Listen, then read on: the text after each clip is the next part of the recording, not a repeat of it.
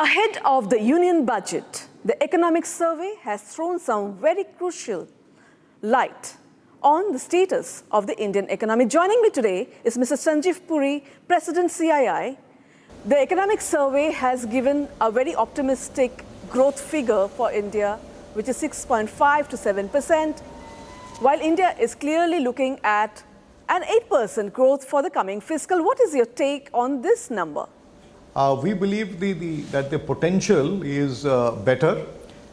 We look at this figure as being somewhat a little conservative, because we've also seen what RBI has indicated, and RBI has indicated 7.2. It has been up from 7 to 7.2. Globally also the estimates are sitting around 7%, recently upped up again also. CII believes that the potential is 8% because of a number of factors. I think, of course, there is the impact of all the policy interventions that have happened over several years, and that's why the economy grew at 8% last year. And we do see the reform journey continuing, and that will provide further impetus. In addition to that, there are several factors like global trade moving from a negative territory to a positive territory next year. We expect agriculture and services to do better, and with agriculture doing better because of the better so far the monsoon forecasts are better, and that will also help moderate food inflation, which is the sticky part. And we also see easing of interest rates in the second half of the year. So all these factors are positives, and because of that we believe that the momentum can actually potentially take us to about 8% in this year.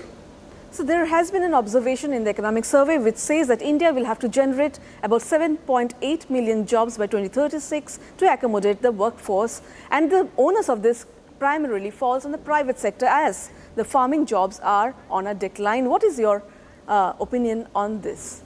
So the strategy of the economic policy to bring in enhanced private investment is clearly clearly successful, because we are seeing private investments, private capex build up, and this was acknowledged in the survey. Private investment is kicking in, and it is also creating good quality jobs. That's also evident from multiple data points.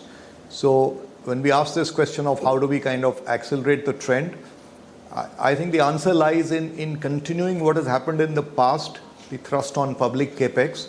The answer lies in continuing the reform journey. There is a lot of work that's happened at the center in the past. Now there are areas that involve the state. So how do we create a platform for consensus between center and state in important areas like agriculture, that was also touched upon in the economic survey, labor, land, power sectors. These are some examples. Whilst the work on ease and cost of doing business that's happening at the center continues. And then I think there's an important opportunity to provide impetus to certain labor-intensive sectors, and these are sectors like garments, footwear, toys. There is also wood or furniture-based industry. There is also opportunity in tourism. These are sectors which some of them already have some thrust, and in other sectors some more thrust is required, so that these can also get into another cycle of a sharper cycle of growth, which will create good quality of jobs. And then of course the investments over a period of time on social infrastructure to build the human capital in India, I think these are very important also. Can there be a roadmap on how this would be increased over a period of time, and how do we work together, public and private partnerships, in increasing the formal skilling amongst the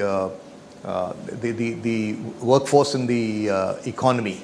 So these are some important areas that will further provide impetus and provide additional growth going forward. So does India Inc. have its own wish list for the finance minister tomorrow? So yes, these are some of the points that I alluded to earlier are part of that, and they also very much align with the growth areas that are highlighted in the economic survey today. 6 thrust areas, these are similar. In addition to that, we've also said that there may be a need right now to provide some relief to the middle class, given that cost of everything globally has gone up. Of course, India has managed this inflation much better. So can there be some relief at income tax at the lower end, maybe up to 20 lakhs or so?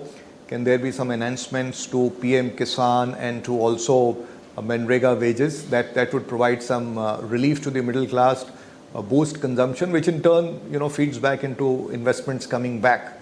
So besides the very important areas of reform that I've spoken about, some boost to consumption, I think these combined will provide further acceleration to the growth of the economy.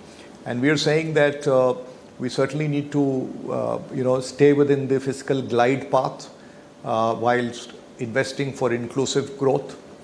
We also recognize two important risks to the economy. I think both were also covered in the economic survey. One is the geopolitical situation, and specifically the risk from the cheap imports from China. So how do we kind of avoid this kind of dumping? India does have mechanisms, but in today's context, maybe there's a need to strengthen that. And the second is the risk as far as climate is concerned, because extreme weather events impede economic activity. They also impact agriculture, which leads to inflation and which in turn negatively impacts consumption, besides impacting food and nutrition security. So how do we build resilience in the economy? So we are saying it's maybe time to bring in a national commission on adaptation, because just like we have made great progress, we have provided global leadership on the area of decarbonization. I think the next area to think about is really the area of adaptation.